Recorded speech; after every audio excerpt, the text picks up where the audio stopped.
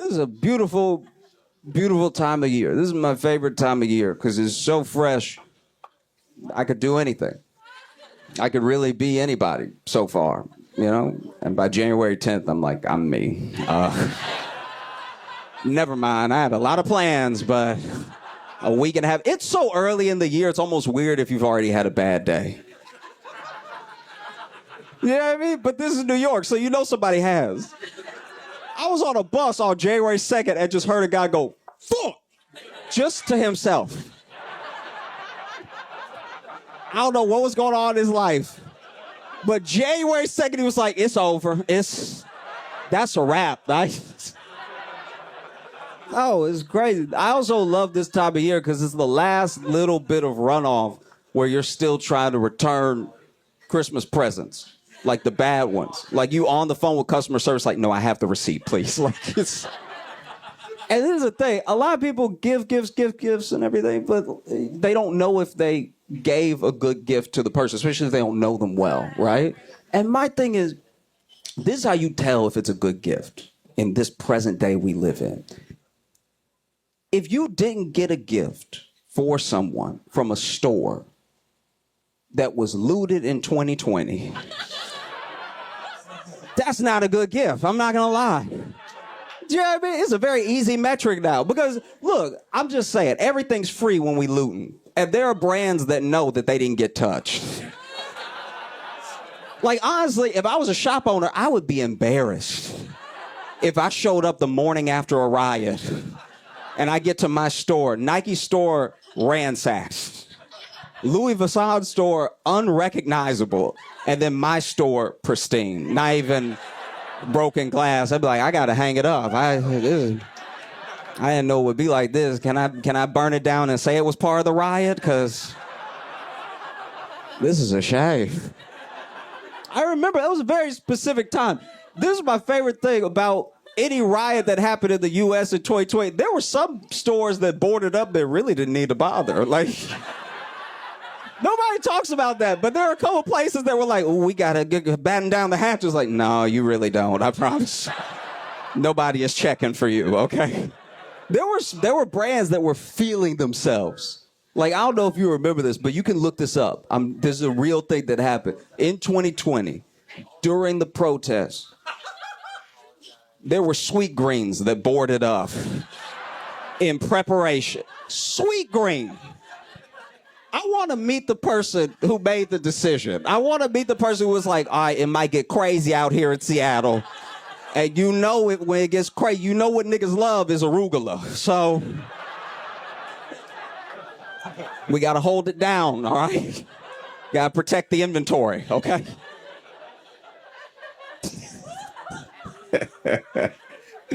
Oh, no. You don't need to bother. You know, I said all that to say if you got me a Christmas present this year, a gift card from Sweet Green, you fucked up. That wasn't the move. You bought me grass. Have y'all been watching that Squid Game show? Okay, if you haven't watched it, then genuinely, I'm begging you, don't watch it. Okay, if you don't know what Squid Game is as a show, Squid Game, the show is a Korean drama. All right. It's probably one of the best TV shows that we have that fully encapsulates the idea of capitalism and what we do to each other when we're lacking, when we have need, and when there's literal money floating over our heads, the links that will go, right? And even the show becoming a show is a Cinderella story because the guy that wrote it, he pitched it around the world for 10 years and nobody wanted it. Finally, Netflix bought it. They put it up on their platform. It became an international sensation. There's games, there's toys, there's everything. And then they made the game show, which is weird. That's pretty odd, because that means they also watched the show and they saw what a commentary was on the human psyche when it comes to money, when it comes to access and everything. And then they were like, yeah.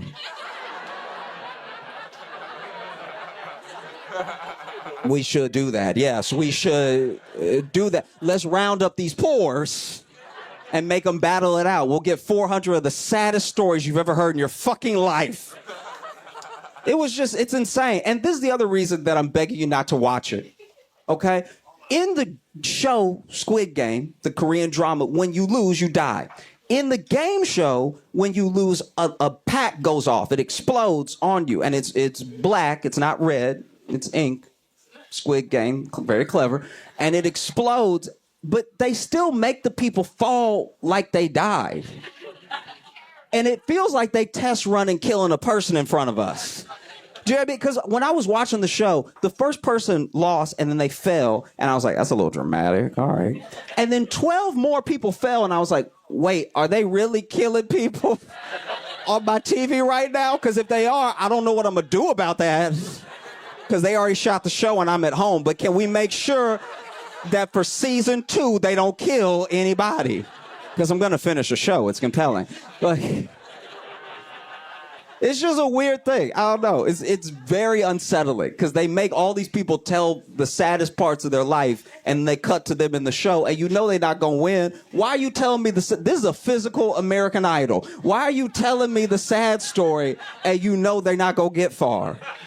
That's terrible. It would be a dude with the biggest tearjerker you could ever imagine. He's like, I'm just want to bring money back home for my cousin. He's got cancer herpes and he doesn't have a real house. He got half a house. So I want to pay for him to finish his house because he get rained on anytime it rains sideways a little bit. And so I just want to have a full roof for him to be under, not half a roof, because he really got like half an umbrella over his head right now. And so I just want to do something nice for him because he donated a bunch of his bones to orphans. And so he already didn't have a good life to begin with. And then they zoom out of the person playing the game and you see he's the shortest man that's ever lived. You're like, he's not going to get far at all. Physical limitations alone. Why are you getting me attached to his story? Or even worse, they'll interview like a smart woman and you'll be like, they're not going to let her get far at all. She going to slip up and say a big word in front of him and the dumbs are going to jump on her. She gonna say one of those encyclopedia words and be like, get her out. She look like she can do puzzles. No, so jarring. Are y'all also following this Gypsy Rose thing? Okay. In case you don't know anything about Gypsy Rose, I'll try to bring you up to speed as quickly as possible. Gypsy Rose is a young woman, used to be girl. She was a girl when all this happened. Her mom has Munchausen by proxy, so her mom convinced her she was sick, convinced everyone else she was sick, told people she was sick, raised money for her because she was so sick. So she was like GoFundMe before GoFundMe, right? And so she was like raising all this money and everything. Then Gypsy realizes, hey, I'm not as sick as you're making me out to be. Around the same time that this happens, right? She makes a friend online. They start dating. That becomes her boyfriend, okay? And then she tells her boyfriend, you need to kill my mom so we can be together. I was not in the room when this conversation happened. But the way that I think it went was Gypsy gets close to this person and is like, you're going to have to kill my mom so we can be together. And then he said, I was planning on killing somebody anyway. Because it took so little convincing. This man is clearly out of his mind, right? Killing a mom should be several conversations. You should have to wear me down to kill your mom. If you tell someone, I need you to kill my mom so we can be together, and they go, yup, you are also in danger. That is absolute insanity. He said yes so quick. That's the reddest flag there is. He said it so quick. Once again, I was not in the room, but he agreed to it so fast. I'm pretty sure he finished her sentence. I'm pretty sure she was like, hey, I need you to. He's like, kill your mama, I got it. And she was like, I was going to say pass the remote, but okay. And so then that's what happens. They meet up and then he kills the mom and then they get caught immediately. They get caught so fast. I was genuinely disappointed in them. I was like, you couldn't make it a day. You got caught. They got caught so insanely quickly. And so then they're not together anymore because then they flipped on each other and everything. And it's hard to stay together when you first 48'd each other. Like, but you just immediately like, it was his crazy ass. I said it at once and he did it. And so then Gypsy got way less time than him and she got out. She's out now. She got like 7 years. He got life because I'm pretty sure she only had to remind him once. I'm pretty sure She only had to be like, hey, that thing about killing your mama, yeah, it's on my calendar. All right.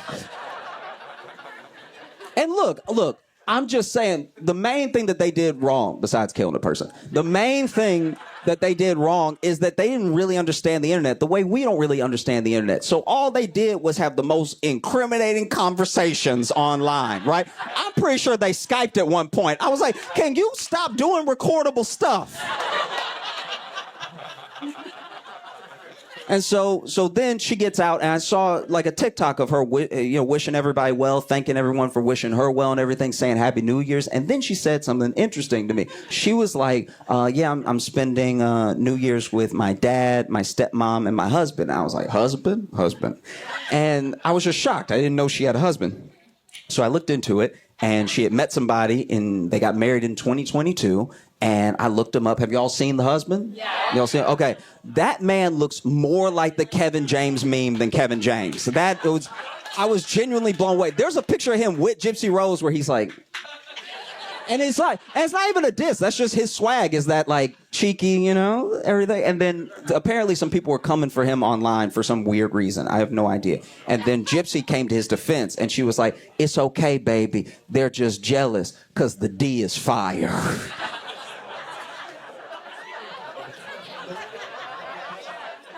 You know what? I'm glad you had a happy ending. I'm glad you're okay. I don't know if y'all saw where Walmart had to issue a recall in several states because their Great Value, which is the name of the brand that Walmart makes, their Great Value shrimp was found to have radioactive isotopes in it.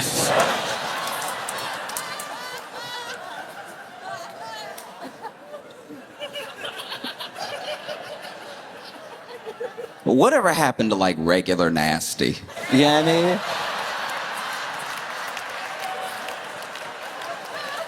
mean? Do you know what I mean? You ever had a chip before and been like, this chip a little stale?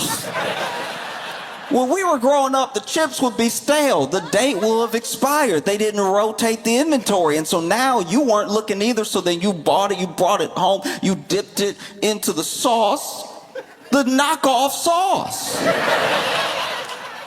And then you went to take a bite, and then the bite was not bitten. The chip was so strong, you just scraped back sauce straight into your mouth.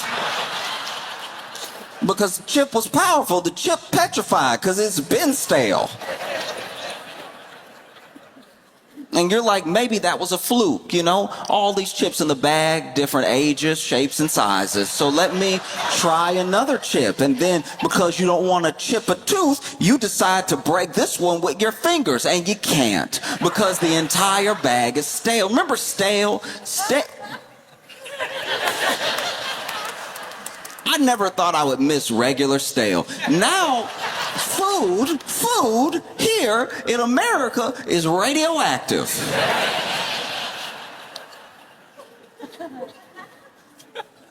I'm not gonna act like I know why it's radioactive. I don't know why it's radioactive.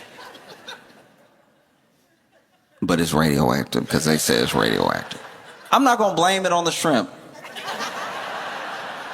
What were we doing near the shrimp that was radioactive? We act like radioactivity is like easy to come by. It's not.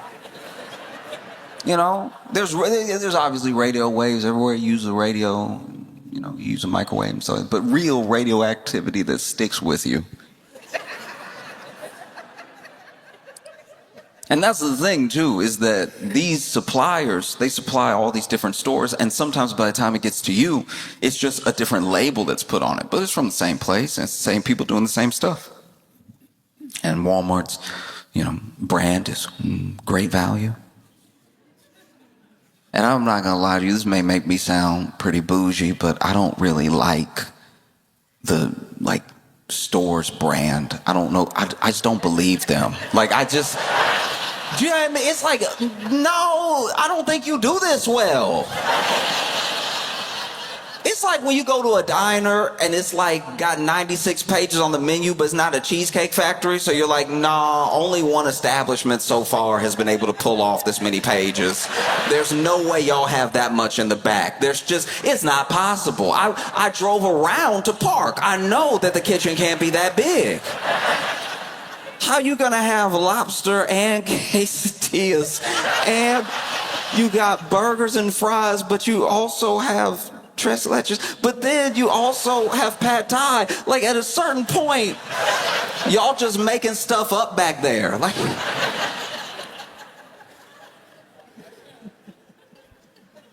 you got sticky rice, sushi rice, white rice, brown rice, mango sticky rice, paella. Like at its either the chef back there is the most talented individual that has ever lived. Either something is going on right now and we're all a part of someone's YouTube prank show and Gordon Ramsay is back there just waiting for us to tear up our stomachs by ordering things that aren't even on the same page. When you go to a diner like that, by the way, stick to one page. Because whatever you get, I treat diner food and diner food with lots of variety, because you know when they go back there and you order the lobster pasta, they got one lobster. Like they about to have to scratch out that thing on the menu. But I feel like if you stick to one page, it's a lot like sticking to one type of alcohol. If you go full breakfast with it, you're gonna get a regular amount of sick.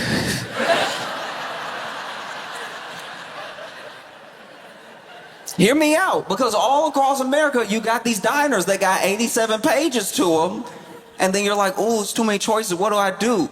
One thing. You find one lane and you drive down it. Do you understand me? I don't want to see you go French toast and pad see ew.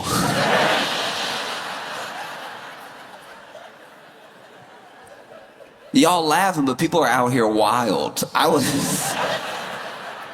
went to a diner with some friends, one of these diners I'm telling you about, and it had, so on their menu, I'm not exaggerating, on their menu, they had 26 pages with pictures. Now the pictures were obviously stolen from online. They did not take any of these pictures. They hit Google Images and they printed it out and they put it next to the ... lobster pasta, right?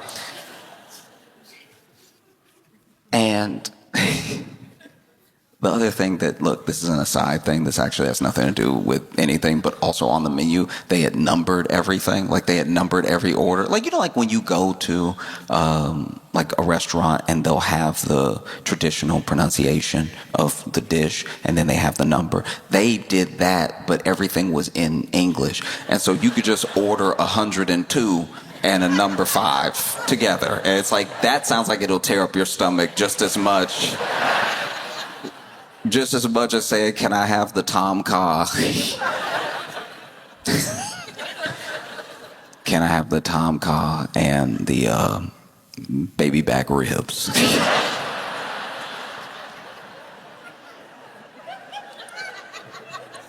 But my friend was over here like, oh, it's too many choices. You can do so much. You could do barbecue. You could do Chinese. You could do, this is amazing. And I was like, no, it's the only thing open. Don't, this. And I warned him. I was like, you need to pick one. I'm telling you right now, you better pick one. Okay? One page, go right down that page, because I bet you they do that page very well. I bet you if you pick a lane in this diner right now and you're like, hey, the whole table, we're just gonna do Mexican food. We're gonna get some tacos, quesadillas. You already got the meat back there, just chop it up to it. You know? I think it'll be fine. But if you start hitting them with the around the world special, which is what one of the pages was called, I think they're going to give you the food. I think you're going to enjoy it. I also think you're going to get an otherworldly type of sick. But no, he knew better. He didn't listen to me. This man got baby back ribs, spaghetti and meatballs, spaghetti and meatballs and a matzo ball soup.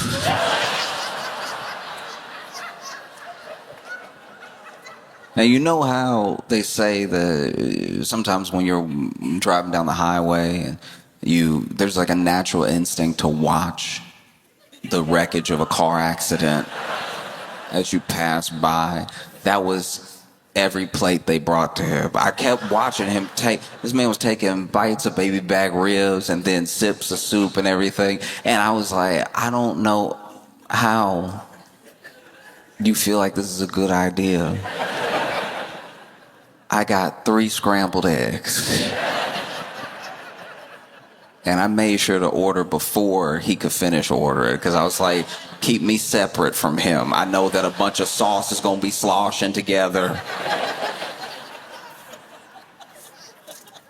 And sure enough, we leave. We get in the car. We drive for an hour. And then out of nowhere, we hear our friend who's driving go, ooh.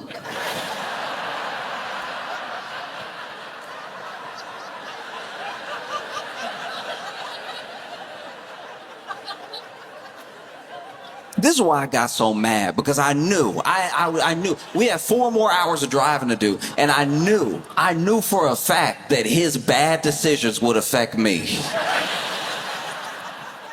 I didn't know when, I didn't know exactly how, but I knew this would happen. So he goes, ooh. And it was low, it was quiet, it was to himself, but it did cut through the music.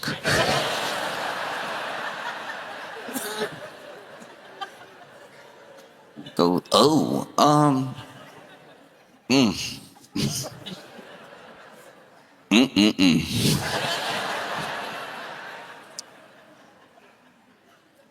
And so then, look, I try not to be that friend. I try not to be the I told you so person, but I go, what?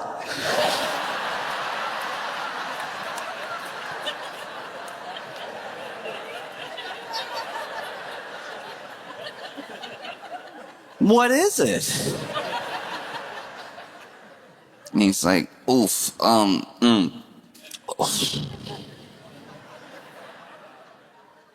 I knew he was in a bad way. He didn't want to answer me because he knew it was going to be an I told you so moment, because I did tell him so, and then I watched him eat for 42 minutes. I watched him eat stuff that I know had to be old. When do people get baby back ribs at this abandoned diner? I'm sure the cook in the back was like, what does he want?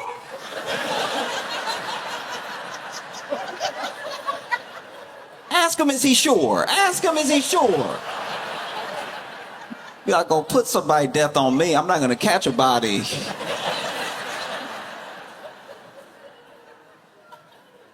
He's sitting there, ooh. And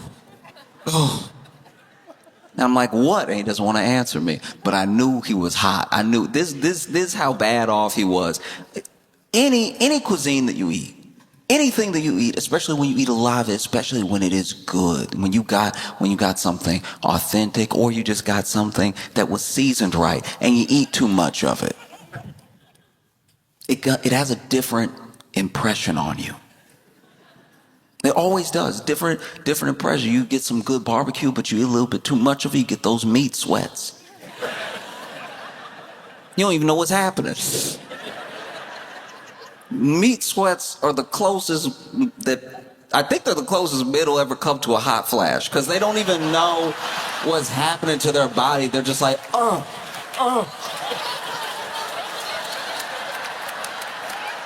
You ever be so hot that you blinking extra? Like all the cool air is over there. If you could just see it clearly, it would cool you down. You ever get so hot you sweat in your own eye? Over, And then, there's other foods that just sit heavy. You eat too much of them and they let you know, hey, will never leave you.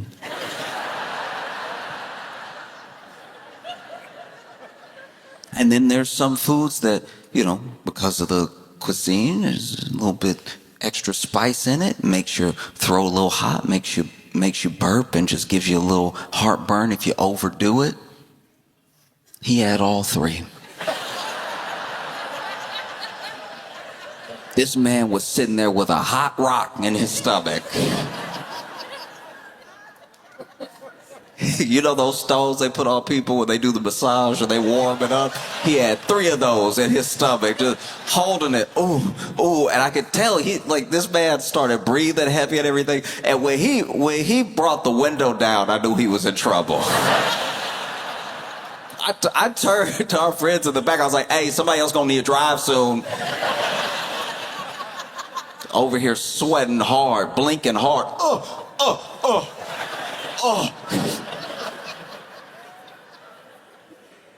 And I'm literally almost been knocked out. Out of concern for my friend, I've almost been knocked out of I told you so, but not yet. I go, what? And he goes, I think I'm gonna wreck the car.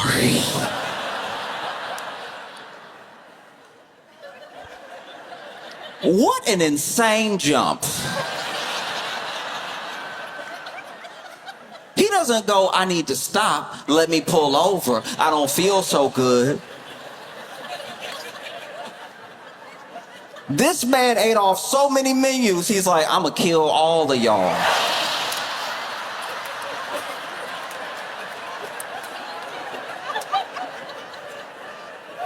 I'm gonna flip this car as hard as I can until it lands right side up.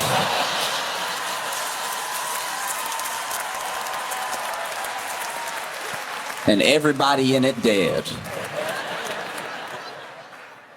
And then this man did something that to this day I have not forgiven him for.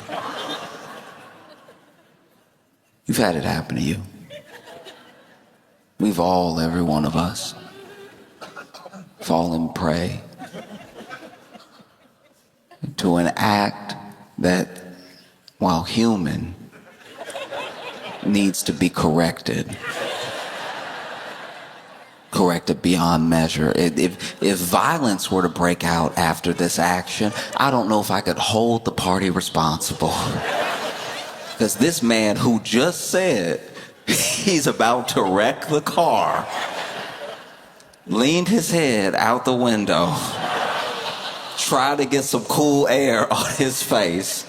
And when he leaned out the window, he thought he was slick. He wasn't sick. When he leaned out the window, he went. Just from the hip placement, you know what's happening. Just from this right here. Just that little pivot. Like a dog. Like a dog near a tree. This man leans over. You know what's terrifying? You know what shook me to my core? I heard nothing.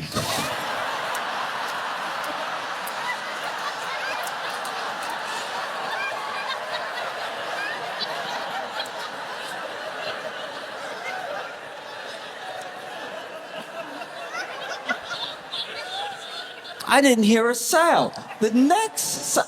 Genuinely, when I didn't hear anything, I thought I couldn't hear. Literally, the way this man cocked his hip, and then I heard nothing. Imagine if you saw a nuclear explosion, but then there was no boom after you. Like, I guess I'm already gone then? I must have died so fast I didn't notice. This must be how they make ghosts.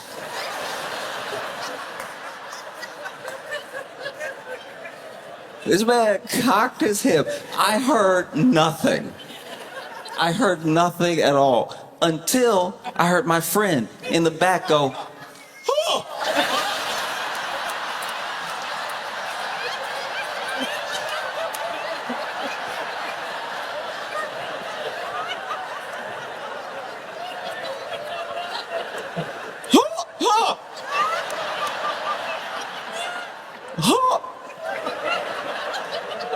Look, I'm not gonna act like I know how, like there's a difference in the air in the car because he's opened the window and the air conditioner was blowing. It was all blowing on him. He was very hot. But I'm not gonna act like I understand why what happened went backwards first. All I know is I hear my friend go, "Oh!" And then my buddy next to him goes,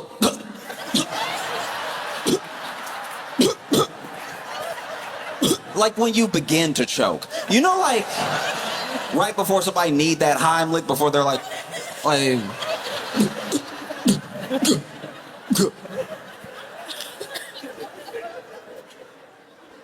I don't know why. It went backwards first. All I know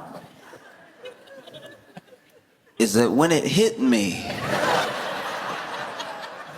my first instinct was to scream.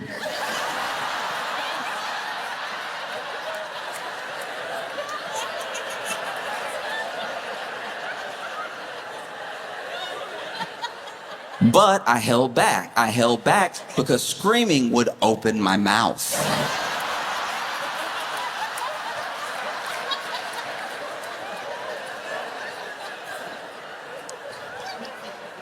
So I went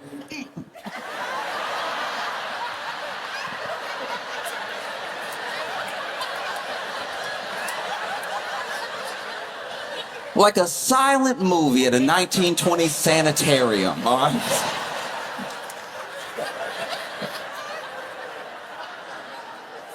And I'm fighting to find the button for the window. I can't find it because not only am I trying to lean away, I have closed my eyes because they started to burn.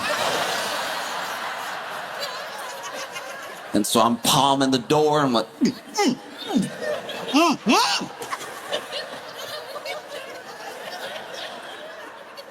I palm the door, and I don't find I don't find the button to lower the window, but I do bang my head against the glass like Night at the Roxbury.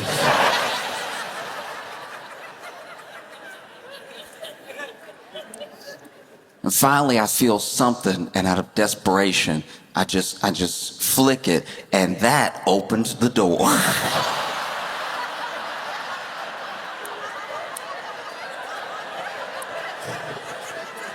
The door is open, and I'm leaning out, holding the door like.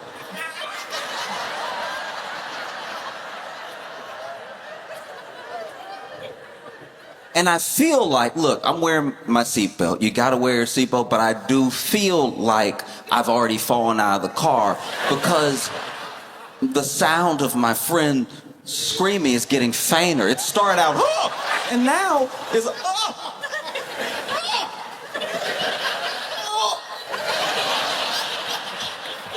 We in the same car, why he getting further away?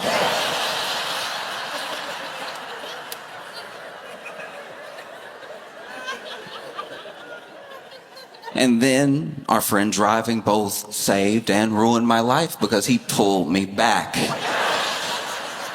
I slammed the door, and now we're all just inside.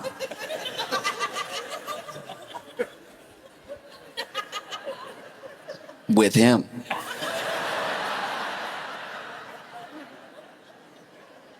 And I gotta be honest with you, genuinely, from the bottom of my heart, when he pulled me back in, I wished he had just flipped the car. I wish he had just wrecked the whole thing.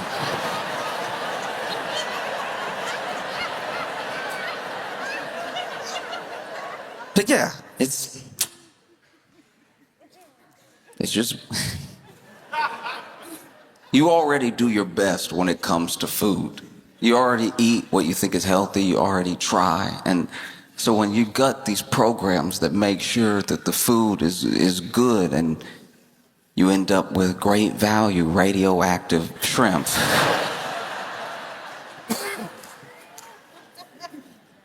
It's absolutely unacceptable. All I'm saying is, I don't always trust the brand that the store has because I'm like, y'all don't do this too. There's no way. I believe you do napkins, CVS. I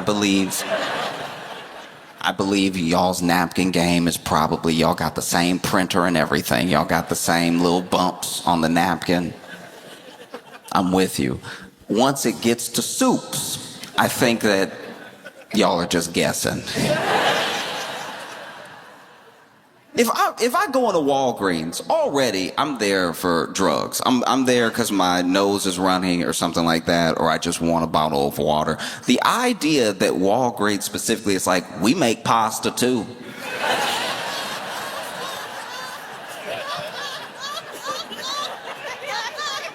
Do you though? Like, it's just...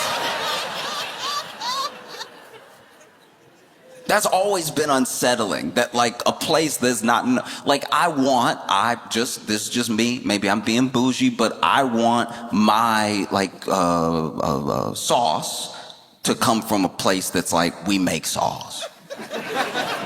That's like our whole thing. As Ragu, we love making sauce. We don't like anything solid around. So then when you go to a store and you see next to the Ragu is either your local store or this chain being like, we make sauce too, and it's just like that sauce. It's like, I know that it's cheaper, and I know I'm gonna buy it because it's cheaper, but I'm gonna think about how it's not Ragu while I'm eating it. I used to work at a store that, this was an insane experience, but I worked at a store where we didn't know we knew what we sold as a base, but then there would be deals that would come in, and I don't know who was doing these deals like out in the world, but then we get a whole shipment of stuff we had to try to sell until it was gone, hopefully. There's no way to run a business, but I remember there was one week we just got a whole shipment of fire extinguishers. And to be fair, a lot of people don't have a fire extinguisher, and a lot of people live in conditions where they should absolutely have a fire extinguisher. Sure, I'm with you there, right? But these fire extinguishers were the size of like a big gulp. You know what I mean? Like these were like mini fire extinguishers that I don't even think could put out a hot shower.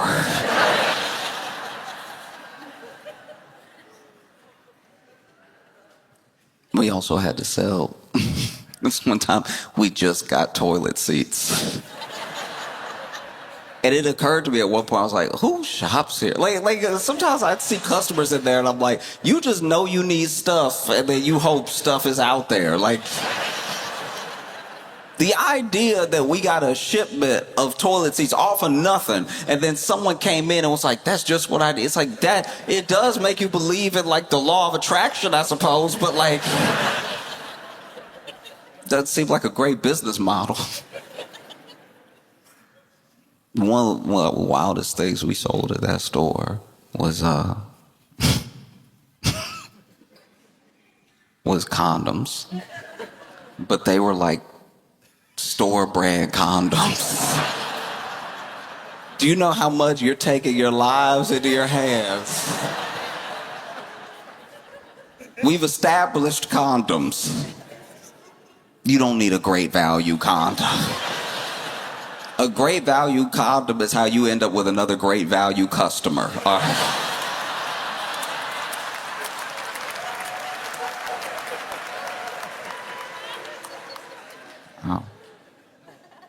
No, it's insane. And then when you have these radioactive shrimp, right? Talking about it like I'm familiar, but when you have radioactive shrimp, what the stores will do is they'll obviously pull everything off the shelf, and then they will go ahead and put up a note, usually on the cash register. That way, they've already pulled their inventory, but if anybody bought some last week, yesterday, whatever, they could read that. It helps spread the word, you know? And then one precaution that a lot of places take is they will print out the SKU which is like that universal number for the product, a picture of the product, and then a little paragraph explanation of what happened. And then sometimes, depending on the store, they will put that at the cashier's register so that people can read it while they're checking out. So that way, if they already bought the shrimp and took it home, they'll know to throw it away. Because the paragraph will say something to the effect of like, if you bought our product, you know, whatever, radioactive shrimp,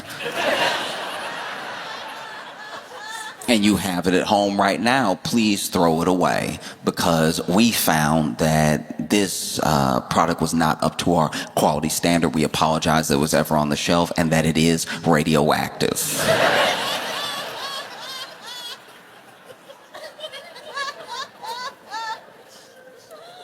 Thank you for your attention to this matter and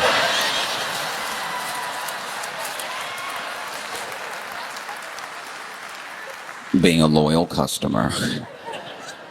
But that paragraph doesn't have the urgency that goes along with radioactive shrimp. Even the announcement, even the news didn't have the correct. It's radioactive shrimp. They didn't have the correct response for radioactive shrimp. To me, maybe I'm crazy. I need somebody to be walking up and down the shrimp radioactive. Like, you need someone with some urgency. This printout is not doing it. And they know what they're doing because the toner, like the ink on the printer not even good. So you barely see the image and then the letters are faded. So you're trying to read it and it's like a whisper. It's like reading a whisper in real time where they're like, hey, something with the shrimp. It's radioactive isotopes. No. We have so many people in this country looking for work, unemployed. Hire someone to be the person who announces what's been recalled. Walking up and down the store. I hope you didn't get the shrimp last week because the shrimp radioactive.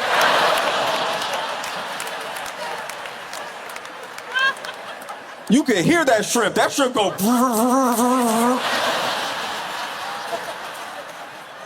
Oh, watch out, the shrimp is...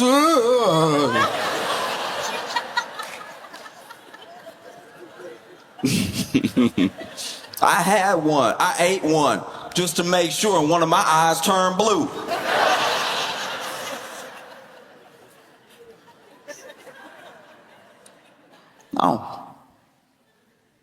No, you gotta get up in there. You gotta do something more than just a printout that I'm probably not gonna see because admittedly, I'm looking at the Skittles.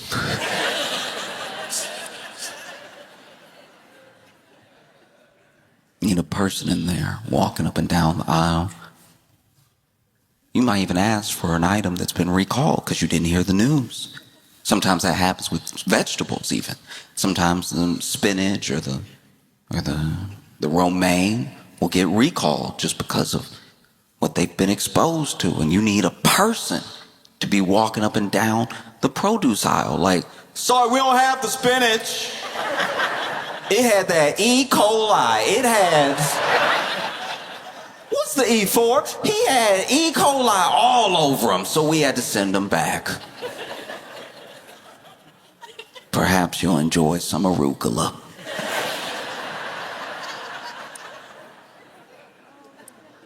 They don't just scream, they're also helpful.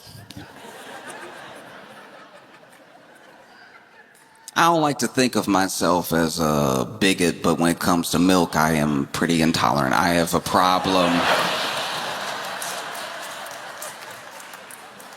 with milk being in my things. If I even hear milk is in a dish, I'm like, get them out of here.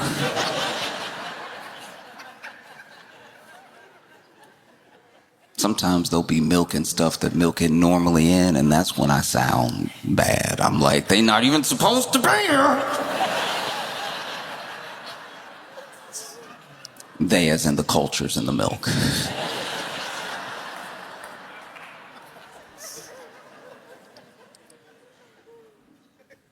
And I don't know.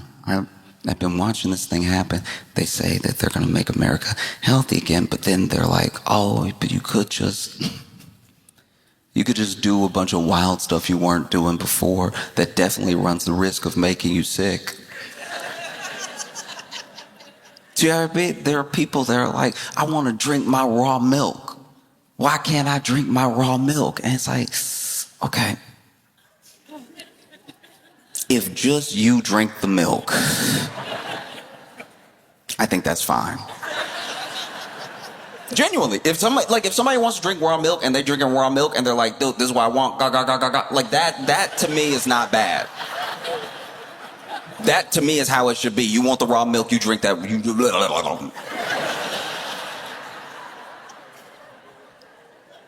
It's when we like normalize the buying and selling of raw milk that we start to spread the power of raw milk to tear up your life.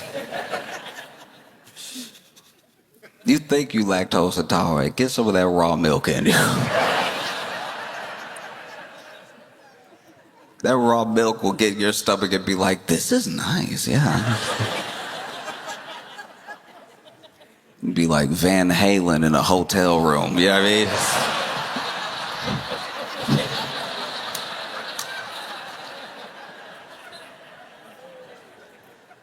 Now you sitting there. Everybody told you not to drink the raw milk. They told you couldn't handle it. You're like, I'm going to handle it. Natural is the best way. I'm going to have my raw milk. And then 30 minutes later, oh.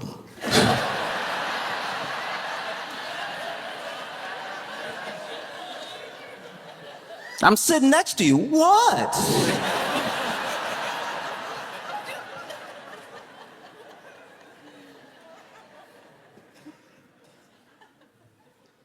But truly, I think we don't put ourselves enough in the position of what it's like to take one of those products home that's been recalled, and maybe you don't watch the news. Maybe you didn't get the notification on your phone. Maybe you're trying to unplug because most news is pretty bad, and the notifications on your phone keep you on your phone, which is not a happy place because of how you use your phone and how the systems on your phone affect you, how the platforms, whether it's social or it's just the way that you lose attention to anything that you're doing for the phone. And so you try to disconnect, and then you go to Walmart again and you don't happen to see the printed out paper that is very, very faint. I'm not a scientist, but I imagine that if you put radioactive shrimp in the microwave,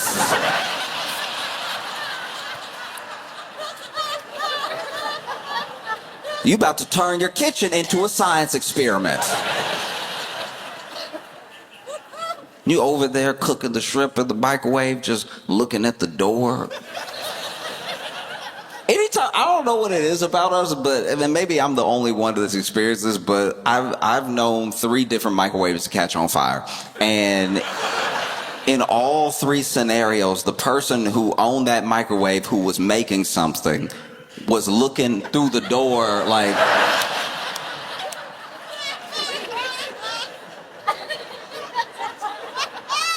is that fire or is that just how it cook?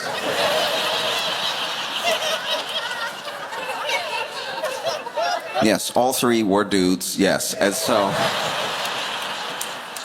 in that case, all 3 dudes were like, I don't know, you know, when you pop popcorn, the bag get big, I don't know. Maybe this chicken sandwich supposed to be on fire. It's like, no, it's not. It's not. You put a Chick-fil-A sandwich still in the foil right into the microwave. And so, yes, your sandwich is on fire, but that's not part of the process. You should probably open the door, put that out. Use the tongs. Don't use your hand. Do you know what I mean? And so now you microwaved your shrimp. You're staring at the door.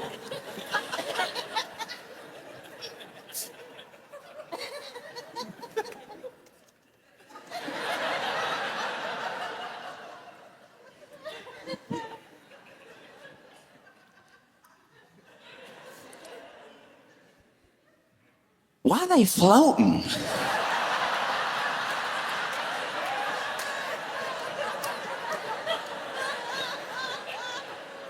Look, I don't know anything about radioactive shrimp, but I imagine a radioactive shrimp at least has the possibility of waking up.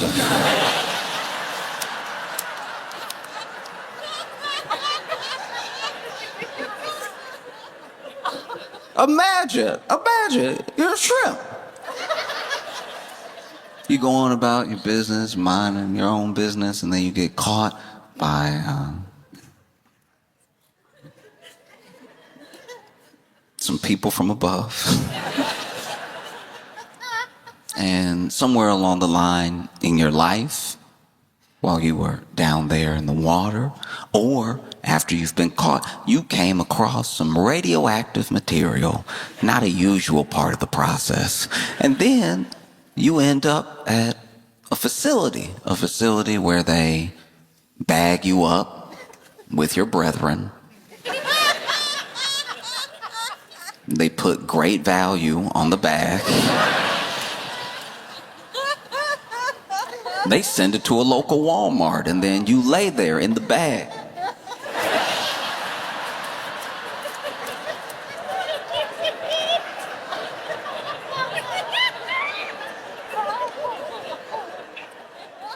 Somebody grabs the bag, somebody scans the bag, somebody bags the bag. They take you home. They open the bag into a bowl. They wash you off real quick like that's gonna do something. Everything wrong with you is on the inside.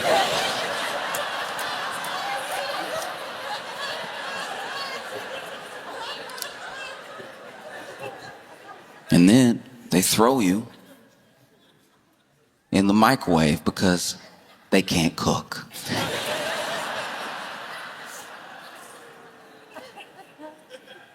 And you laying there.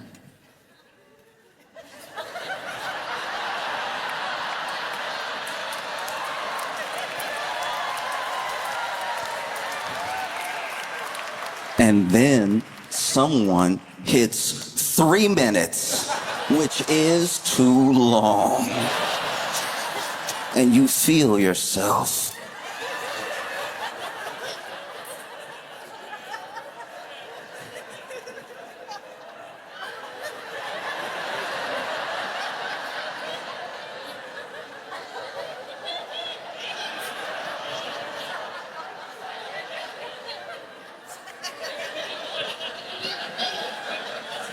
You open your eyes and you see a big old face. Big old face going.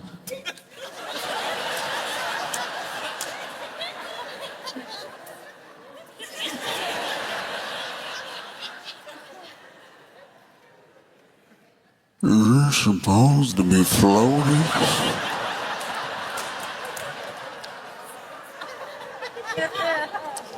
You can't really make it out. You don't speak English or a shrimp, but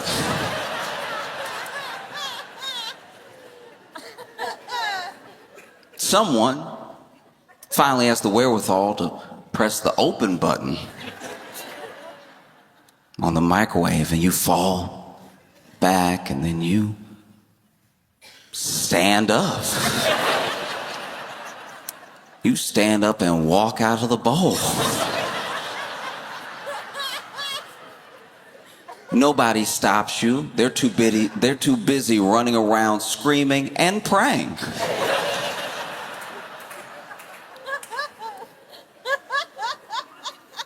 But something's happening.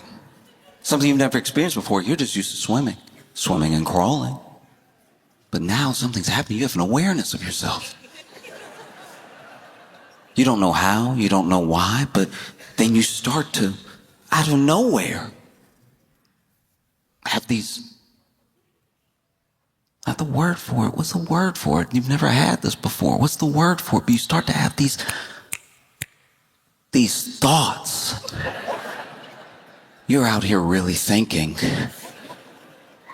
You're thinking about your entire life. What happened to you? That radioactive material you came across. And now you decide, you know what? I'm gonna go out on my own. I'm gonna head for the door. And these great value customers are more than willing to let you leave.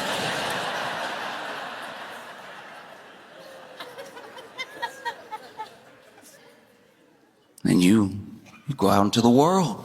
You start to see, hear everything. You might even have some awareness of things that you haven't even come in contact with. Maybe it's super hearing, maybe it's telekinesis, who knows?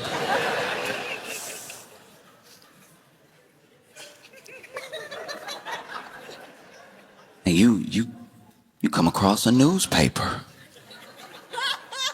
You read a newspaper. And you're terrified. Because with only having, an hour's worth of knowledge and understanding, you can tell that things are bad.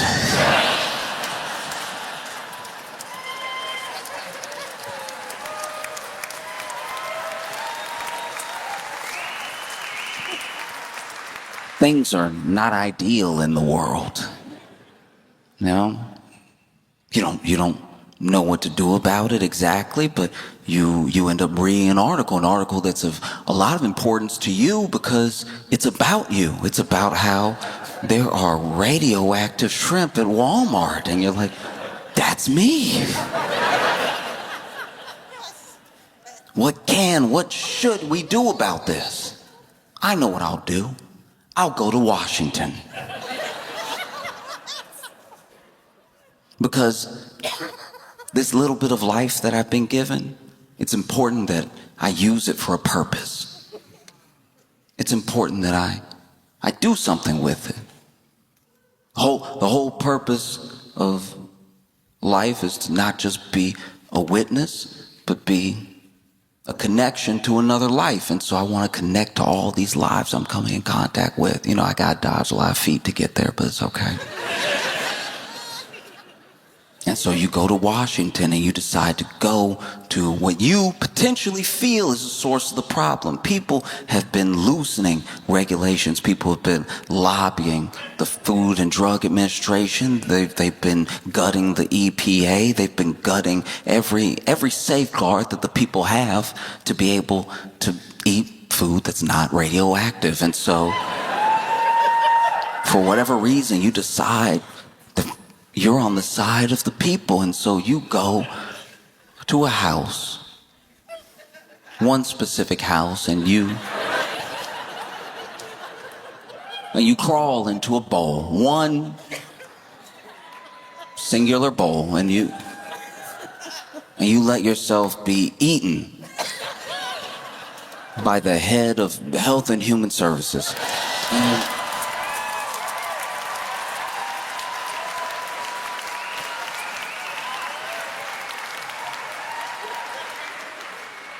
And let's be clear, he notices you glowing, but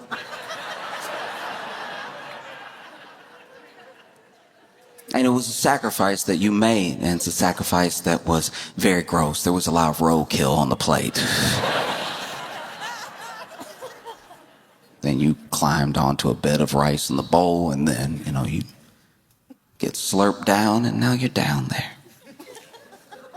in RFK Jr.'s stomach. And you're surrounded by something. You don't know what it is, but after a while, because of all of this knowledge you've absorbed over your short lifetime, you realize, raw milk. Ugh.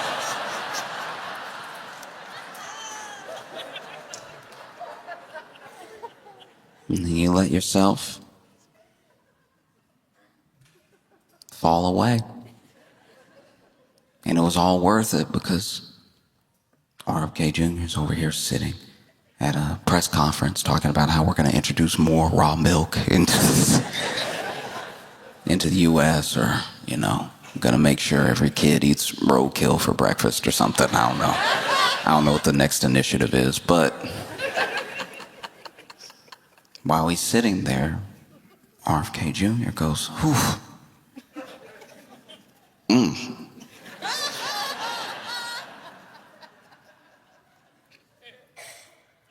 Yo, my stomach hurts. It was the best you could do.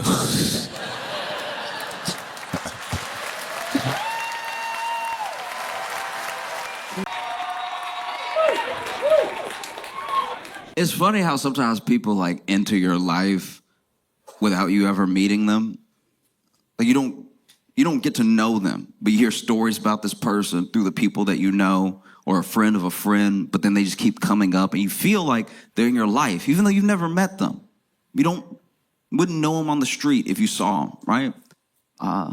There was a guy like that for me named Marty. I never met Marty. Wouldn't have been able to track him down if you gave me a 23andMe and a genealogy test or something like that. I knew Marty through stories because Marty had an interesting life. This dude spent a bunch of time in France.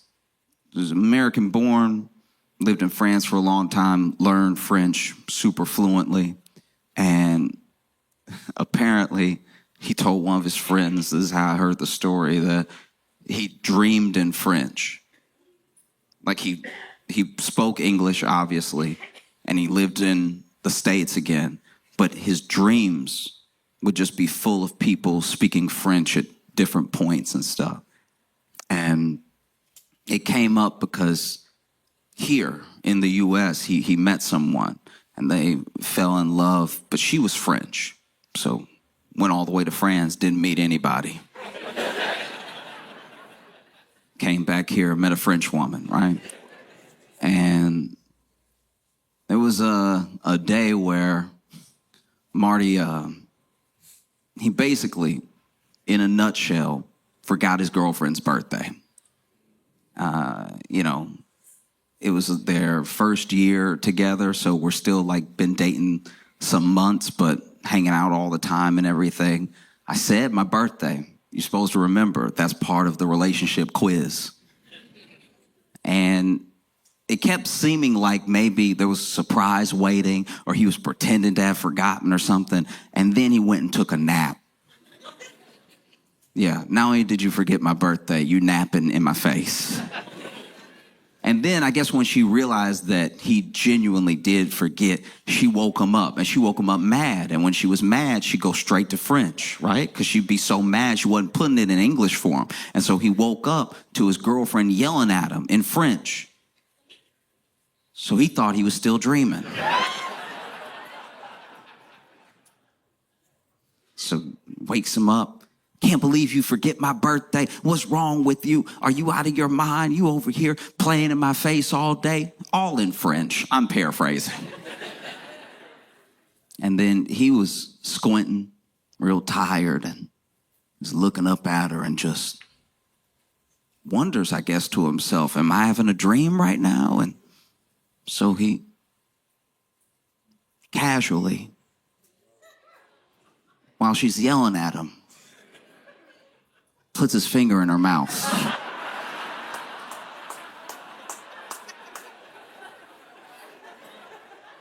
I don't know if you ever had somebody forget your birthday before, but you definitely have not had them put their finger in your mouth as you were letting them have it. And there was like felt like dozen funny stories like that about Marty. Marty was an interesting dude, and he just moved in different circles than me. Never met Marty or anything. But Marty got older, got married, had some kids and stuff. And then Marty got sick, and Marty had cancer. And there were some treatments that they could try, but it wasn't looking good, and his insurance wasn't going to cover it, and he couldn't do it out of pocket, and Marty passed away. And it's crazy because one of the other things about Marty that people talked about was how he was like a good boss. It's sometimes hard to be a good boss because people don't like being bossed around.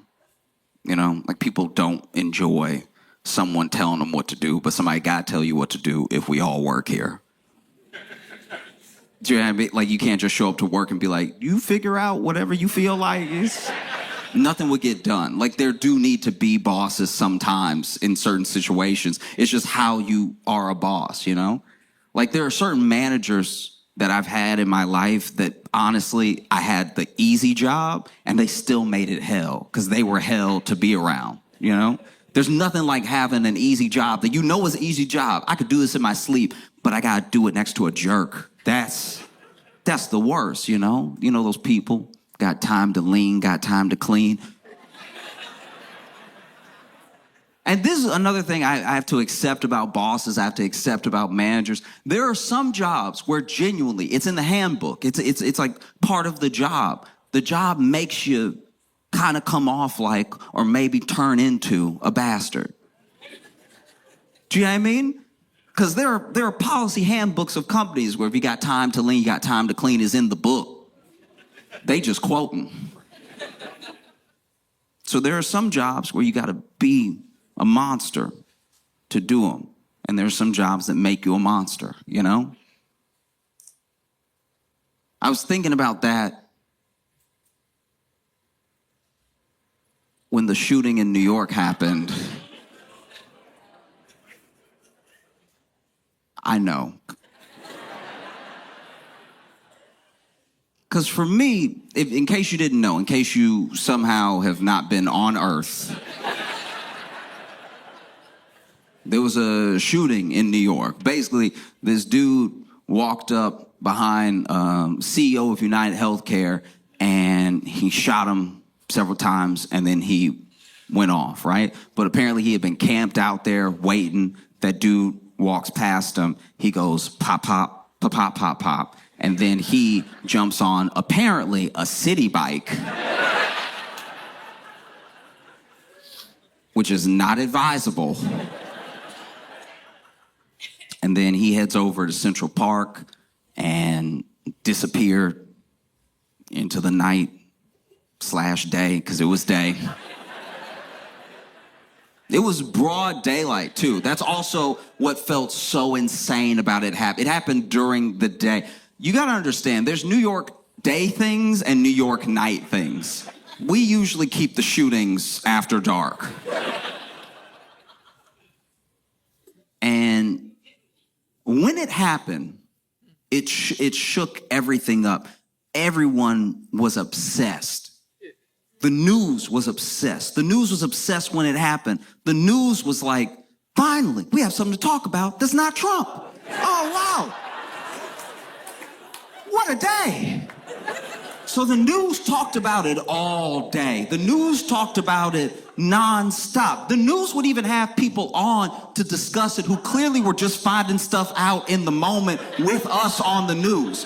They would bring the expert on and then play the clip. And then the expert would watch the clip and be like, damn, it's like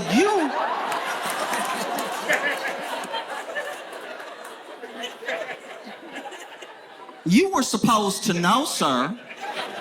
That's why you're on the news. The news was absolutely obsessed, right? The news even did a thing that I've never seen before that I very much resented, because I'm just gonna be honest with you. This entire time, I'm just gonna be telling you how I feel. I'm not gonna tell you how to feel. I'm not gonna judge how anyone feels. I'm just talking about myself, right? When I saw it happen, when I saw that video footage that they played, when I saw that dude walk up and pull out a gun and point it at that CEO, I thought to myself, thank God those are white hands.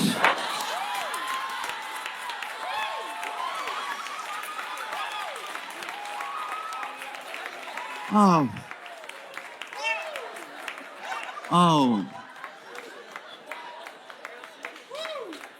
When I saw those lily white hands,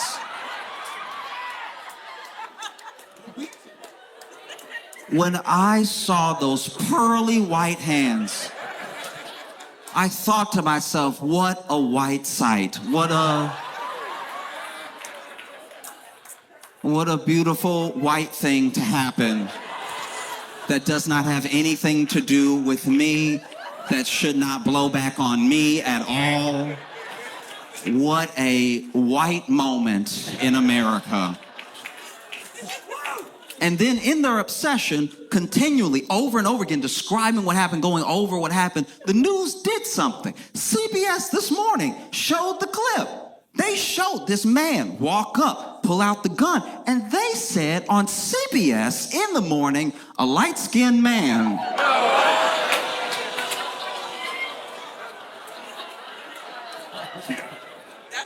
No. No. No. Light skin. When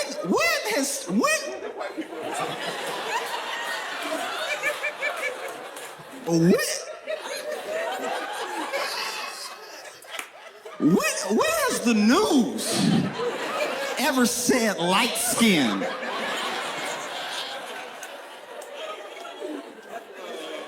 What's next, CBS? Redbone?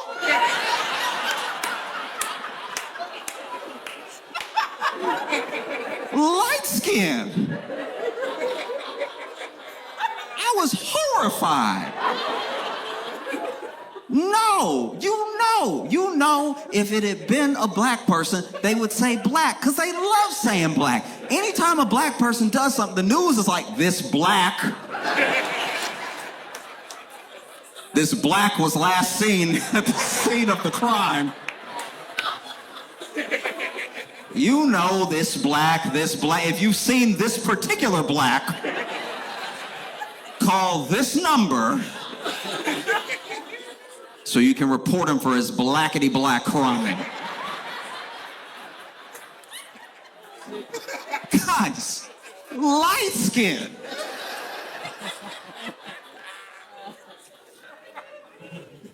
The news was obsessed with it, top to bottom.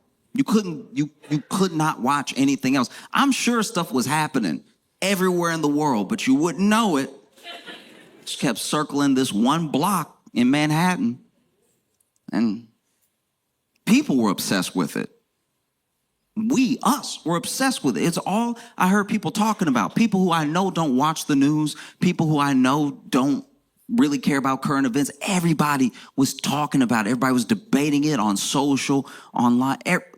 Everyone was talking about it. People were so obsessed that the backpack that the shooter was wearing sold out.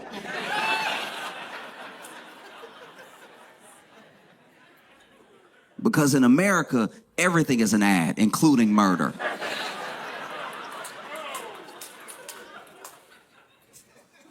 People were so obsessed. You know, like those Timothy Chalamet lookalike contests they've been having in New York? A bunch of white people got together because they knew he was white. A bunch of white people got together in the park and all dressed like the shooter and had a shooter lookalike contest. And it's been done in comedy before. I understand. It's a joke that's well worn. White people be like this. Black people be like this. But can I just say,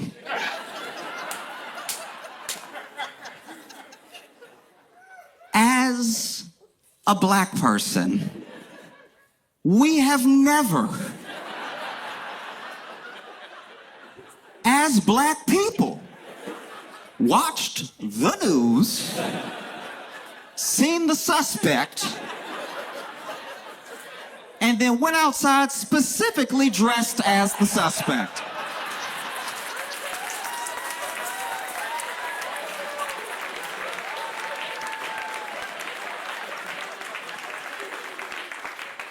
We've never watched the morning, the 8 o'clock, the 10 o'clock, the midnight news and been like, oh, that's a good fit right there. Let me make sure I got it right. A red bandana. Okay, I need a red one. That's just how you can tell being white is a different experience, because these white people racially profiled themselves for fun.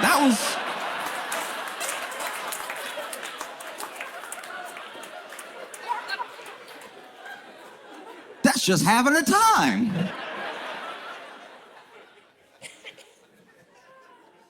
So the news was obsessed, and people were obsessed, and CEOs were obsessed.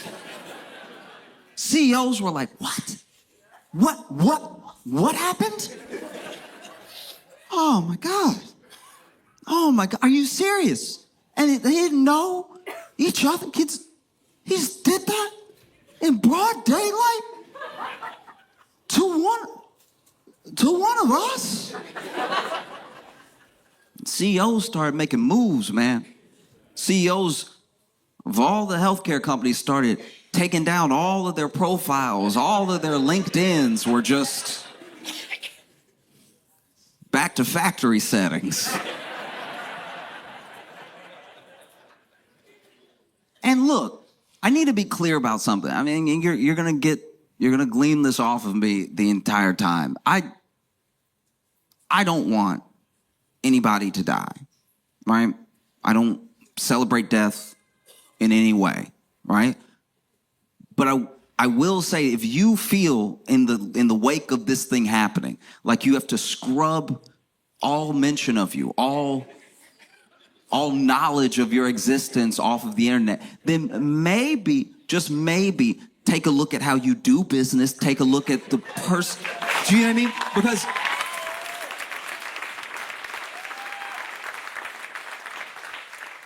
Because I've seen this thing before in a different way. Okay, so I had a buddy who I went to his apartment for the first time, and this dude, I understand taking precautions, because that's what they will say they were doing. They were like, we don't know the motive. We don't know why this person would do this thing. We don't know who they are. We don't know if they're going to come for one of us. So we try to protect ourselves, you know, just take everything off. And that's what this guy was doing. I went to his house for the first time, went to his place, and he had 6 locks on his door.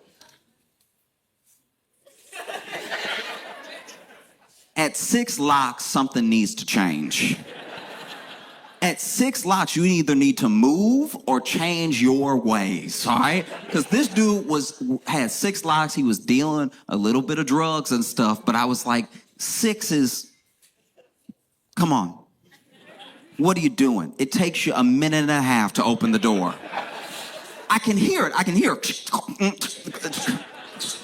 You hear chains, you hear all that stuff. You know? I was like, isn't this worse for you? You really worried somebody coming to get you? You got 6 locks. You sure you won't get killed trying to get in? But that happened, and the news was having trouble thinking of a motive. The news, they were like, why? Why would anyone? Why? Who could it be? You know? Police were having trouble coming up with a motive when they went on the news. They were like, we have no idea why this individual would do something like this. CEOs could not think of a motive. They were like, but we're us. I thought everybody loved us. Everybody wants to be us. Why would somebody come after us, right? You see it on the news. And this is also, I'm not gonna lie, this is how you can tell the news is owned by billionaires. Because the news was like this devastating, terrifying, harrowing attack in New York. And I'm not saying, look, a murder did take place. I'm not saying that it couldn't have been those listed as those things. I'm just saying you're the news. Like, you are the mainstream media. You play horrific stuff all the time. You're the same news that when those pages were going off on those people in the Middle East exploding, you were like, check this out. Isn't that wild? The moment 1,000 pages went off and killed a bunch of people. You know what I mean? That same news is like, we still don't know who or why or what or how. No, police couldn't think of a motive. CEOs couldn't think of a motive. CEOs of other healthcare companies couldn't seem to think of a motive. This thing happened the same week as one of the main insurance providers was saying out loud with their full chest, we gonna stop doing anesthesia if you take too long. You better which, by the way, is not up to the patient. That's also one of the most insane things about that new policy they were going to try out. I've never had to administer anesthesia to myself. That's just heroin.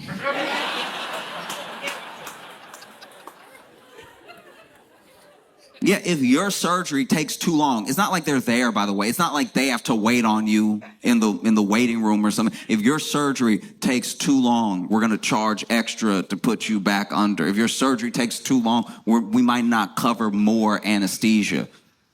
What? In what world did we think you could pay for health insurance and then you wake up during, who knows, whatever serious surgery you're having, and then your doctor has to be like, hey, do you have like $650?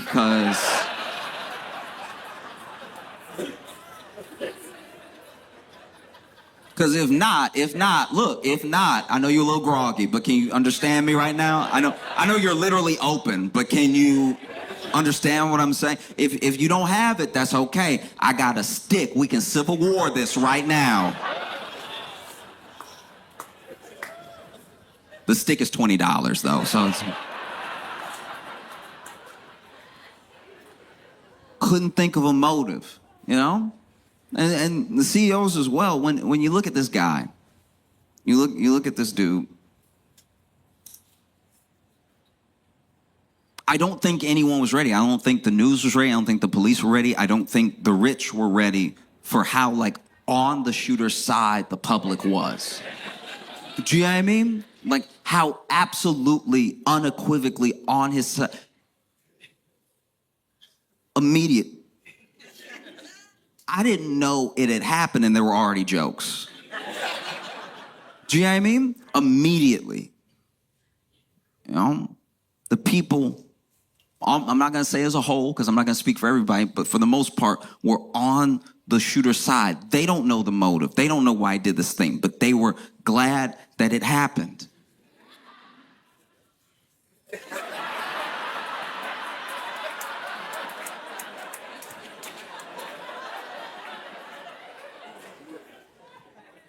And so out of it, you get these CEOs, you get these rich people going on the news and really campaigning, being like, look, the CEO, this man was a father, this man was a husband, this man, and they really appealed to the humanity of this CEO. And there were people who heard that appeal, and they said, yeah, no, I know he was a person, so was my cousin. So was my brother, so was my sister, so was my friend. You know what I mean? This man had children. He leaves children behind. This is a senseless death. It did not have to happen. And it's like, yeah, no, I know about I know about avoidable deaths. You know? I'm a customer. I know people who have died these avoidable deaths because it took too long to get their medicine, took too long to get the treatment. Maybe it wasn't covered. Maybe they're on the phone forever. This man was a father. He was a husband. Okay, so was Marty. You know what I mean?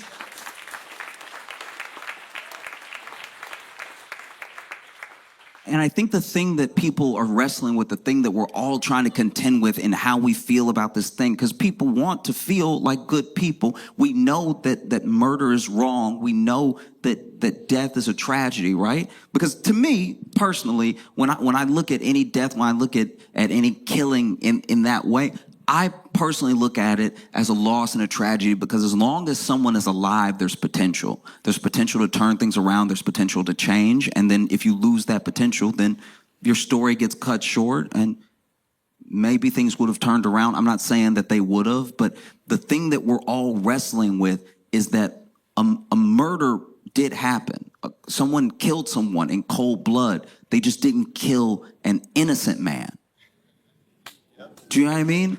That's also what feels so conflicting about it.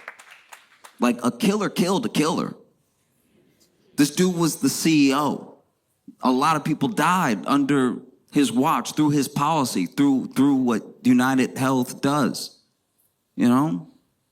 There are a lot of people that are gone, and when you can When you can see an act happen in real time, it's very easy to look at it, be shocked by it, and call it murder. When you can spread all of the culpability, when you can spread all of the actions across thousands of individuals and a whole system, now somehow it's nobody's fault, you know? And like you look at someone like Brian Thompson, that CEO, that dude was to himself probably, I'm assuming, just good at his job. It's his job to make the company money. I don't know what CEO, outside of maybe like a gun manufacturer, wakes up and wants people to die. Like, I don't know. I don't know what CEO wakes up. These CEOs, they work 80-hour weeks and they don't see their families and everything, but they do it because of their obsession to succeed and to build up the company, to make the company successful, to give back to the shareholders, all the reasons they come up with. And if some people die along the way, then that sort of is what it is, right? But this dude, make no mistake, he was a killer. He was such a good killer that the company was like, damn, Brian. Damn, you cold-blooded. We need to make you CEO. Wow, you don't care. You don't care at all. Women, kids, you get them all. Wow, Brian. He got promoted the way a gang member becomes a leader, you know? You're the coldest one out here. You know? It's tough. It's really tough. It's hard. It's also hard because when you talk about it or whenever you're feeling what you're feeling, you don't want to. We're all human, but you don't want to lose your humanity. You know, like you don't want to get so spiteful that you lose some of yourself. You know, and so this dude, they're looking for him, and it's hard because the people are on his side. There's literally people dressing up as him, right? And I'm not gonna lie, I feel like some of the cops were even on his side because the cops were on a manhunt for him in Central Park and they weren't looking hard.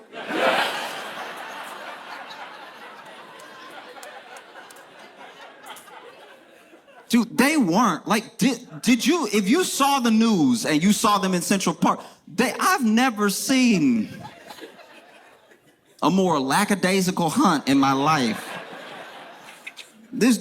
There were cops in Central Park. This is being shot. They see the camera and they know what's going on the news. And they were still like, he ain't in this bush.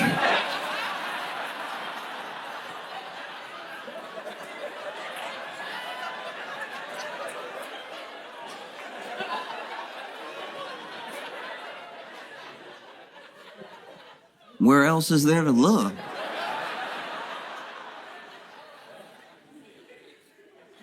No. Oh. It's hard, you know.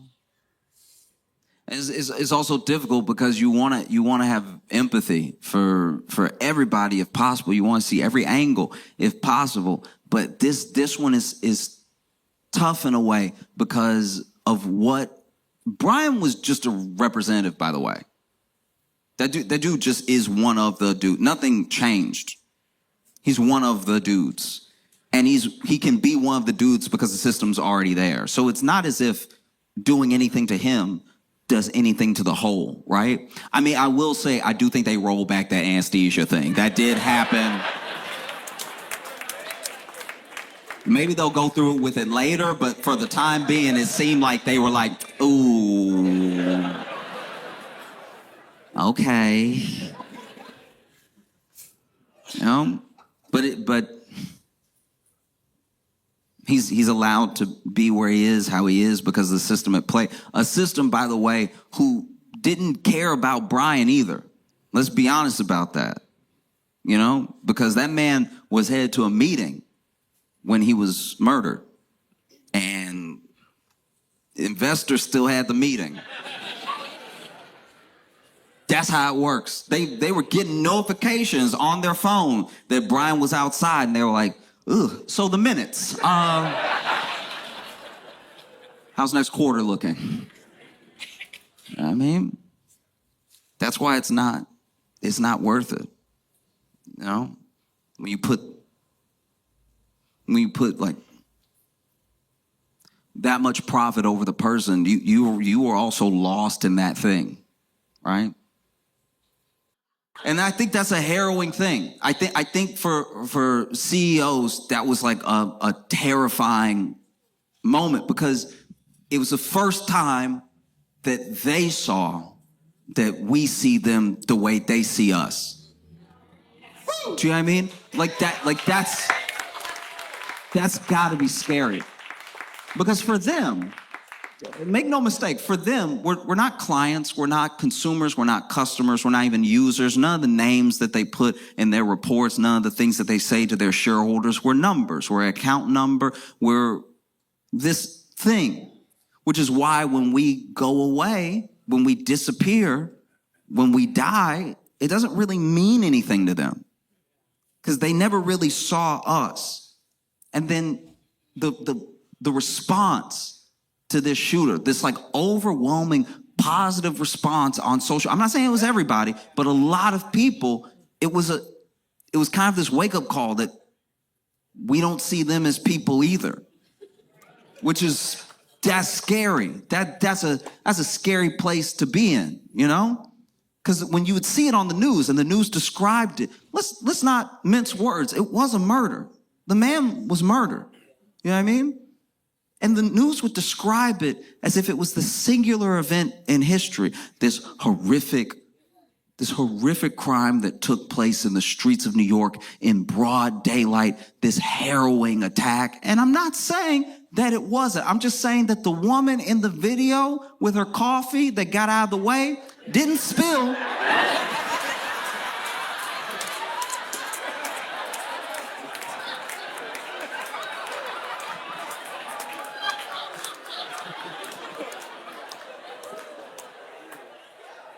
It was one of the most New York things I've ever seen.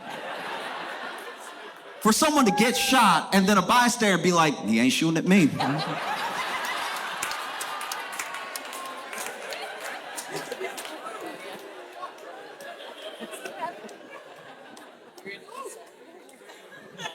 And so then they catch the shooter, right? And when they caught the shooter, I was at a coffee shop, and everyone got a notification on their phone. We weren't all talking to each other, just different. You could see everybody was either already on their phone or pulling their phone, but I heard beeps, I heard all the little notification noises. And then in this coffee shop, I'm not even kidding, there was a collective, "Aw."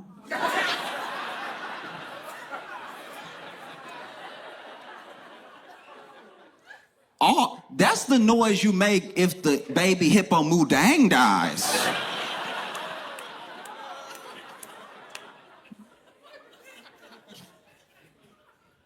That was wild. Oh, yeah, they caught him in a McDonald's. And there was footage of him on the news later in that McDonald's eating a hash brown.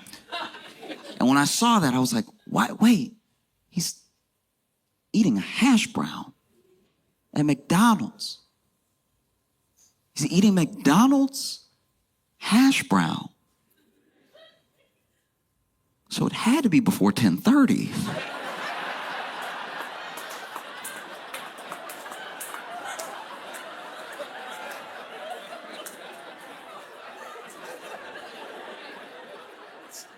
He's eating a McDonald's hash brown, which means somebody woke up early to snitch.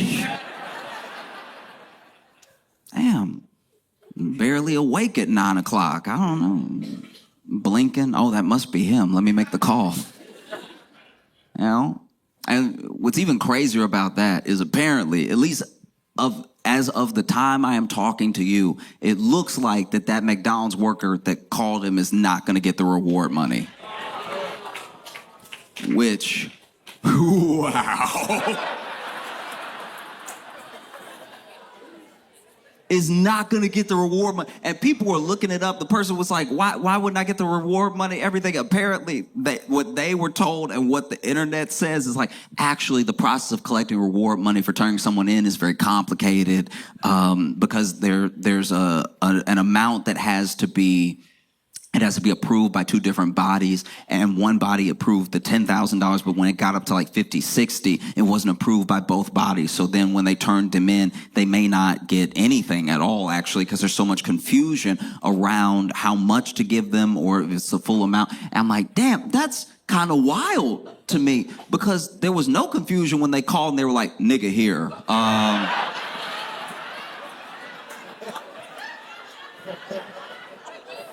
So y'all coming, or? That was very straightforward. There weren't any other things you needed to check before you came and picked them up, you know? That's why they in my opinion, they did it wrong. You know, if you're gonna call and you're gonna tell people that he's here, don't call the police right away. Get your money up. Call Blue Cross Blue Shield.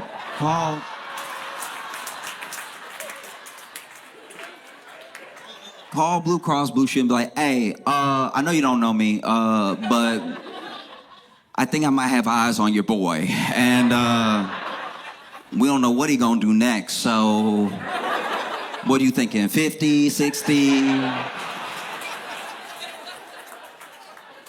I'm just wondering how much he's worth to you, you know what I mean? Because I could make some other calls if you want. I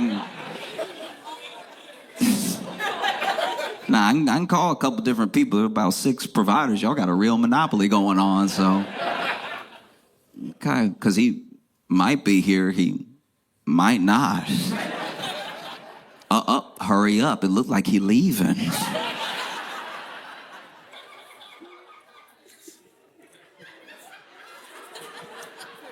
I always thought it was very straightforward. You know, there's a reward out for a fugitive, and then you turn in the fugitive and you get the reward. That's how it happens in all the Westerns. You know what I mean? But then they're like, oh, no, actually, I'm the FBI and the local police have to decide on an amount, and then there's like an arbitration process and everything. It's just so funny that like this whole thing happened, and then them trying to get their money just sounds like an insurance claim.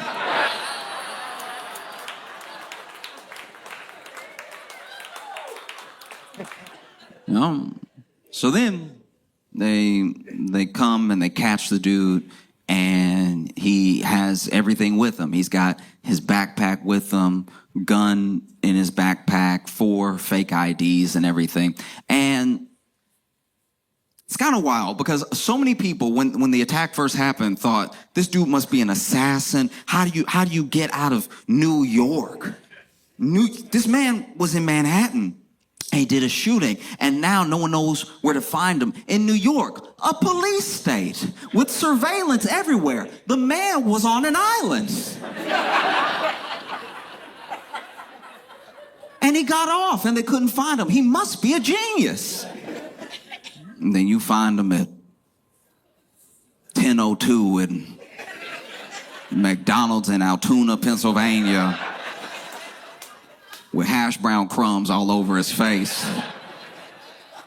And then people went from calling him a genius, like, oh, he's so dumb. He's the dumbest man that's ever lived. Look, I think all this proves is one thing. When you read history and you look back, some of these people, because there have been individuals out there saying, you say he's a killer, I say he's a freedom fighter. There are some people that think he's a revolutionary and everything. Let's just say this. This is proof that even when you read a history book, revolutionaries were just sort of figuring it out as they went. You know what I mean? I'm sure Che Guevara had his days where he was like, y'all, I don't know. Whatever y'all want to do, I guess.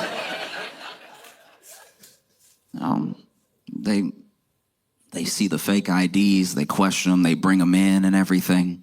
And his name is Luigi Mangione, or Mangiani, or Mangione.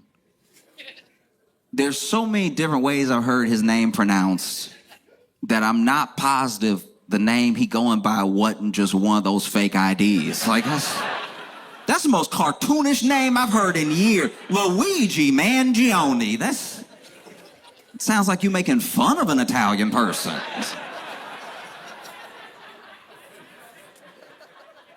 Luigi already wild. He don't even go by Lou, Luigi. And they put his picture all over the news and everything, and it turns out that he is very good looking. Like, just upsettingly good looking, almost objectively in a way. Like, crazy. Everything in its right place and everything's good. Strong eyebrows with a big smile and everything, and just all the pictures. Because you know when the news catch you, when the police catch you, they try to put up some, depending on who you are. This usually happens to black people, but it happens to white people once in a while too, where they try to find the craziest picture they can of you. And I think they tried, but it was tough work because he is a good-looking individual. Every picture looked good. He would just be with model rockets, looking like a model. Like, it was crazy. They take his mug shot, and the mug shot looked like a cologne ad. Like,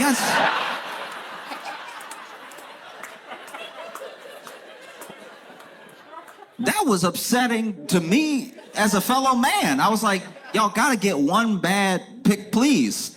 One bad picture. He was doing everything in that mug shot but biting his lip. Like, you've seen the mug shot. My man was...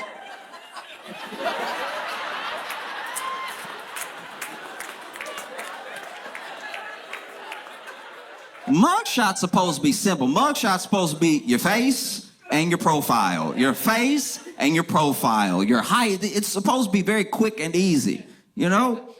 This man was so good looking, they took extra mugshots. There's some that are like a little lower than him where he looking down, like...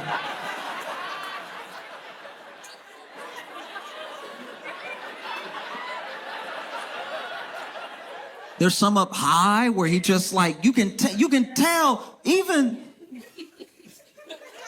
the mugshot photographer was like, now do it like you're a bad boy.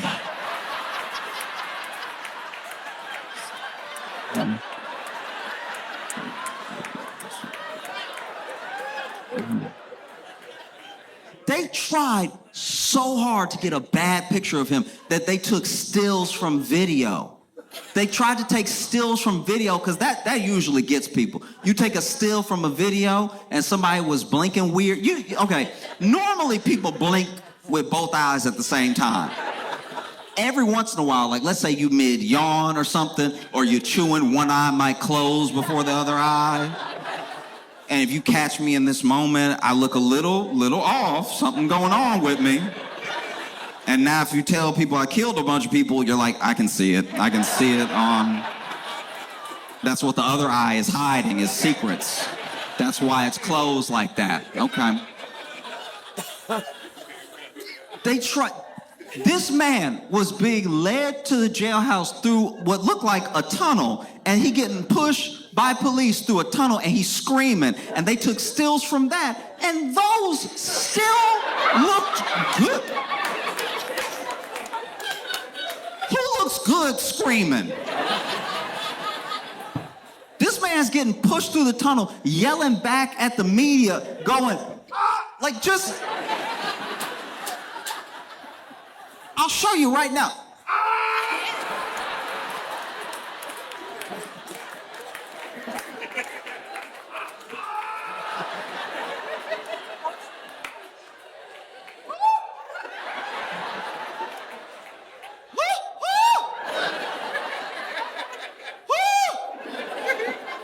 What about that was sexy?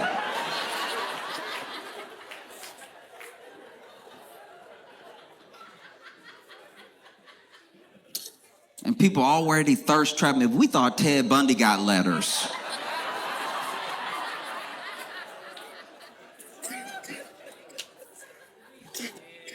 It was insane.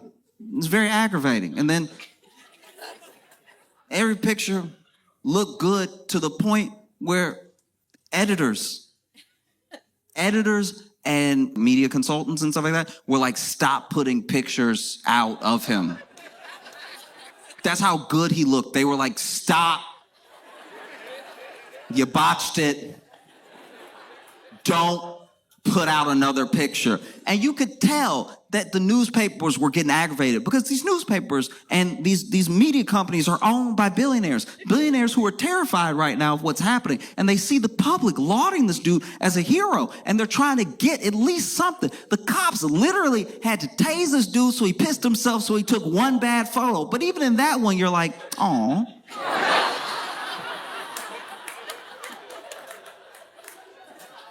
I just know that there was somebody at a newspaper flipping out going, y'all can't do your job? Y'all can't take one bad photo of this man? Everything got to be in focus? You can't even make it blurry?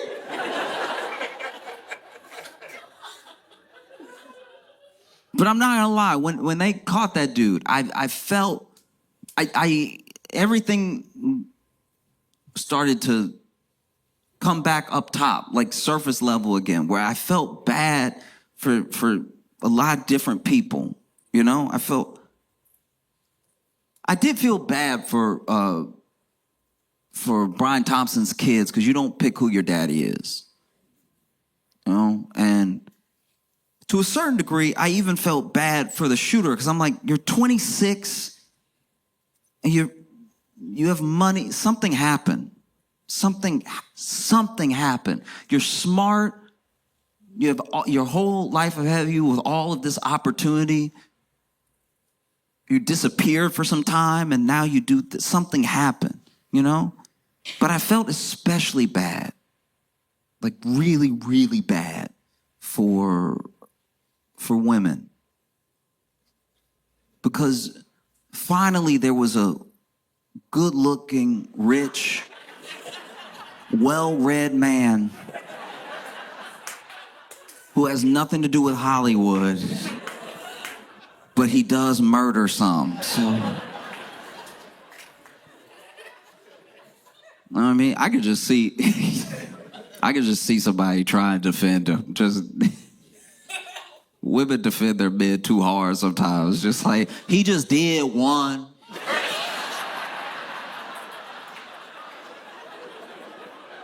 It was just one murder, okay? He can't even murder a little, like. You judging me because my man your man cheat, all right? How about that?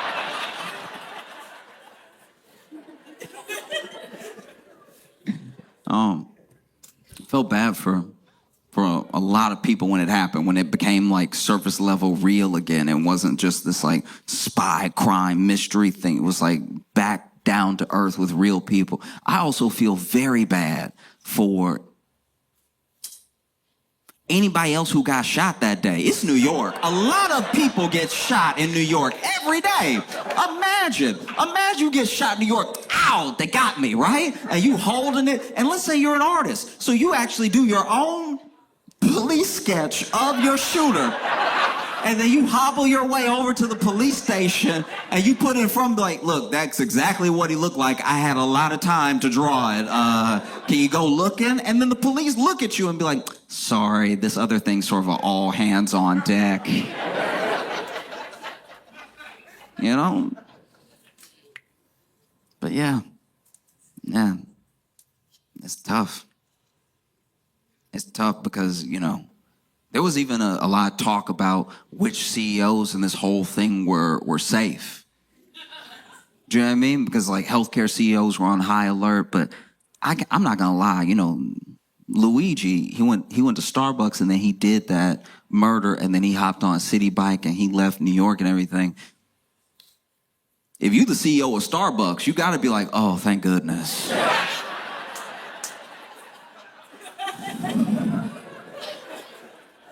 You know, Starbucks does stuff too. Starbucks, they love that labor. They love that cheap labor. So for you to go to Starbucks before you take out a CEO, I'm not gonna lie, you might as well shot that man with an iPhone. Like, what are you doing? And then he gets found at a McDonald's. I'm sure the CEO of McDonald's is like, oh, thank God, okay. I was always good, yes. You know, the CEOs were freaking out, you know. across the board. Who would have thought? Who would have thought CEOs were family?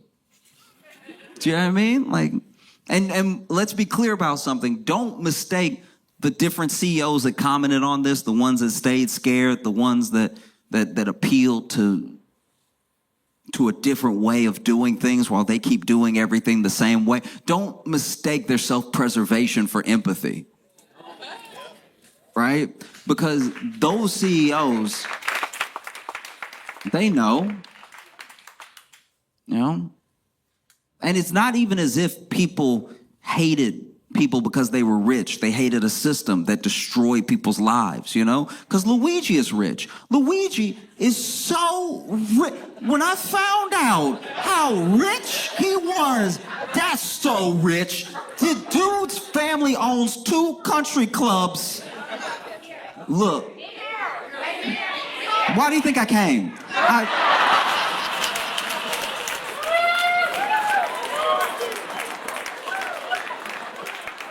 This dude's family owns 2 country clubs.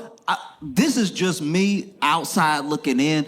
I didn't even know you could own a country club. I thought it was owned by the country. I had no idea, because usually people don't put their name on the country club they own. It's not like it's Rick's Country Club. Like, that's crazy that Luigi's family had more money than the CEO, but then the CEO comes from like humble beginnings and has more money than Luigi does personally. And so it became this whole thing where some people started turning on Luigi and then rooting for the CEO. It was odd because people got too wrapped up in the money. But for me, it's not the money specifically. It wasn't about who's rich and who has more money than who. It was about a system that destroys people's lives, you know? It was about the fact that some jobs make you a monster and there are some jobs you have to be a monster to do. You know what I mean? And so for me, I don't even care that Luigi is rich, because the people, right? The people that love that it happened, the people that didn't care that it happened, the people that just wanted some taste of revenge for how healthcare and health insurance has destroyed their life. We use healthcare and health insurance interchangeably, but I think you know what I mean, how these insurance companies take the good work of doctors, the good work of nurses, and they make it so it's inaccessible, you know? And I think that the CEOs were scared, but let's be honest, not all CEOs were scared. I'm pretty sure the CEO of Ben and Jerry slept pretty good this entire time. Yeah, like, nobody was calling for all the CEOs. Nobody wanted to get Ben or Jerry. We were both very happy with those individuals. And you also have a year where whistleblowers who try to stand up to power, and a system, not just like one person, right? Because that's why I think a lot of CEOs don't understand, and why a lot of news media didn't understand about how the people feel, is that there were people who tried to do things the right way. They whistle blew, hey, this company is doing this thing. It's either putting your life in danger or it's stealing from you. And then all of a sudden, 2024 seemed to be the year of whistleblowers turning up dead. You know what I mean? Look at the Boeing whistleblower. That dude turns up dead when he's supposed to testify in the thing he already risked his life to do, and you're telling me he just mysteriously died in the parking lot of his hotel room that nobody knew he was staying at? Come on now. Come on. And then my man is blowing the whistle on a bunch of stuff we already know. He's like, the door gonna fly off. We heard.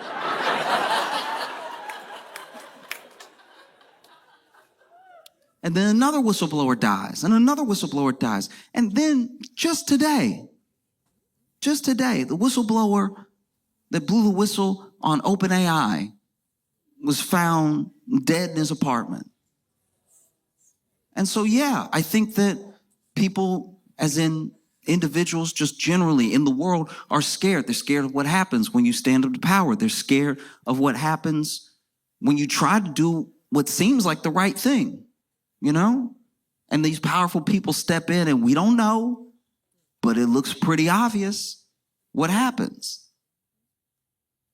And I think for me, at least to me, people, all of us, are like mirrors of each other. And right now, the mirror's like shattered a little bit.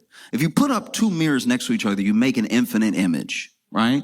In both directions. But if you crack just one of the mirrors, you've cracked the whole infinite image, you know?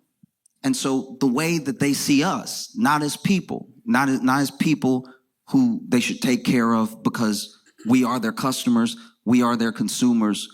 We gave them money in good faith for insurance, for our health, and then you deny when I need something. I've been paying all this money. If I had just saved the money and put it aside, I might have enough myself. And now you're standing in the way of me and my health, and you don't think that there's going to be any blowback with that? You don't think anything is going to happen next? That's wild. We're in a time where you see like Josh Shapiro come up and be like, this guy was not a hero. Let me be clear. Sure, fair enough. I'm with you. All right. But you have to pass legislation. You have to get it through. And don't let a lobbyist sway you. And don't let a lobbyist sway your colleagues. You have to do something then.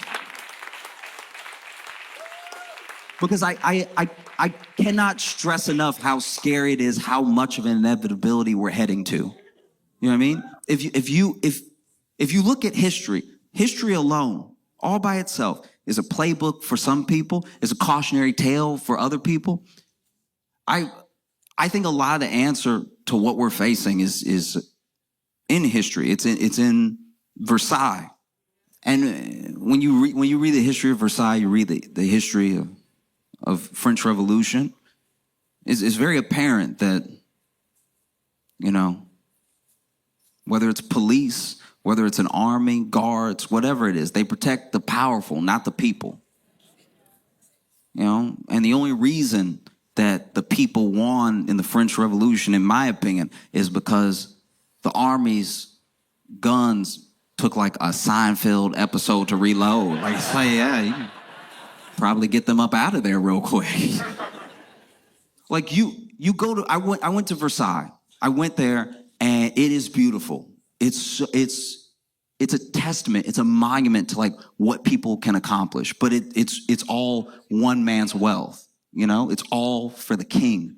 But the gardens are beautiful. Inside is beautiful. The mirrors, everything. It's decadent. It's when I walked in, I was like, wow, I get how this can happen. I get how you could have everything in the world and you want to make something like this and it's still not enough. You want to add to it. You want to build more, build better. You see the king's bedroom. You see where Marie Antoinette, her, it's like you see so much. And then you walk through the thing and you also are like, oh yeah, I can also see how if you were hungry enough and you broke in here and you saw what they did, you would probably grab everybody.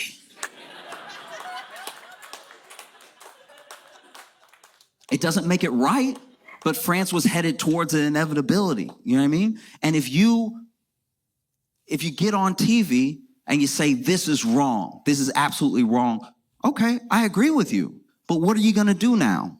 What's the plan? Like, politicians cannot afford to do nothing. CEOs cannot afford to do nothing. And the people cannot afford to do nothing. And if the last part scares you, you might be on the wrong side of history, you know? But that's a tough thing, too, because now there's a lot of people saying, like, all right, you got them, but good luck finding a jury. Good luck finding a jury that wasn't hurt by Brian Thompson. Yeah, that's a tough one. Because now, to me, all Luigi has to do is show up in court and be like, y'all, I tried to call and tell him I was crazy, but they kept me on hold for so long.